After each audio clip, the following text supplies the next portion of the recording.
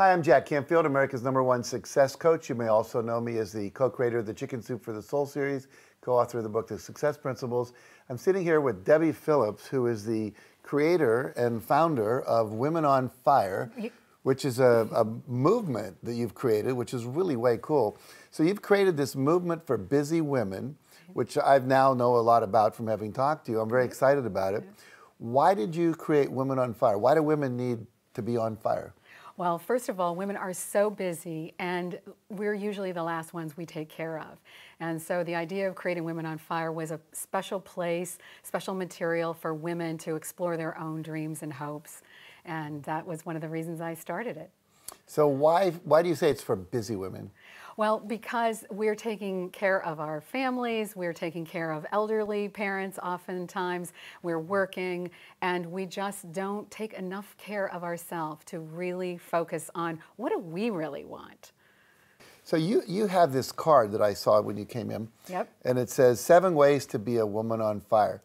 Let's, why don't you go through those really quickly, just say what they are and then maybe pick 1 or 2 to go a little deeper with, because I find that very fascinating. Sure. Well, the first thing, women need to cheer each other on. That is really, really important. And women have been taught to compare, compare themselves, to compete against each other, and cheering each other on. I always say a rising tide lifts all boats. And when we're cheering each other on, we're lifting the boats for what women want to do. Number 2, invest in yourself and in your potential. And Jack, you know a lot about this.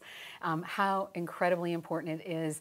Again, women don't think of themselves first in investing. They think about their children, their spouse, other people, but really investing in our heads. You know, I think it was Benjamin Franklin said, you know, if you invest in your head, your wallet is never empty, or something like that. I think he said, pour your purse into your head, or something like that. Yeah, I remember that quote. Yeah. But anyway, he's a smart guy.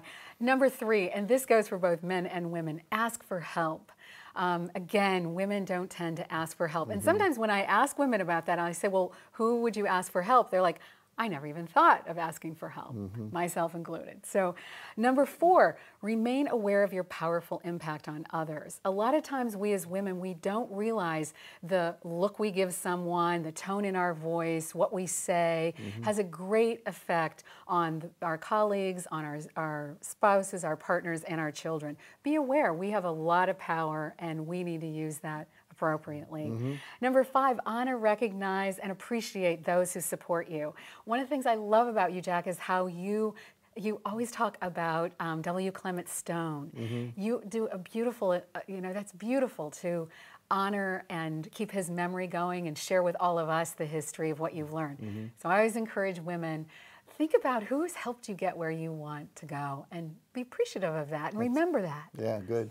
And number 6 of these 7 ways to be a woman on fire is always play big. Women tend, and Jack, you and I were just in a meeting and we saw women playing small. Oh, and being overly self-deprecating. And that doesn't serve anybody. I think, Marianne Williamson said it so beautifully, let your light shine. Hiding your light under a basket doesn't help anyone. Right. So Women on Fire, we urge people, play big. How can you take that 1 level higher than what it is now? And number 7, never compare yourself to others. And for women, and this is this is a tough one. And I always say, unhappy people compare themselves to others, and happy people compare themselves to their own goals. So set your own goals and use that as the comparison. There's always somebody richer, smarter, thinner than you, wealthier, and so it's just a lost game to spend and waste all that energy on comparing yourself to others. Well, I always say comparing yourself to someone else, you're either going to come out worse than or better than, and both of them create separation. Because if you're better than, well, why should I spend time with them? I'm not as good as, why they won't spend time with me. And we don't get the collegialship that we actually need with each other.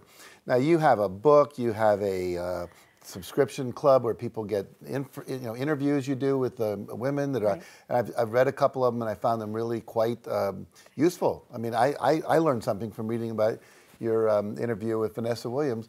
And then you also do these vision days. So if people want to find out more about your book, your work, how to get in touch with you, where do they go? All they have to do is go to womenonfire.com. There is a little sign-in sheet to get the free weekly spark, and you're on your way to being inspired and connected with other fabulous women. Very good. So if you want to be a woman on fire, go to womenonfire.com. If you're from Texas, that's spelled F-A-I-R-E, not F-I-R, woman on fire, right? That's right. And you can literally start to learn how to get your life ignited at a much higher level. And I want to really encourage you to take advantage of what this woman has developed, because I'm very excited about it, and I think you should be too.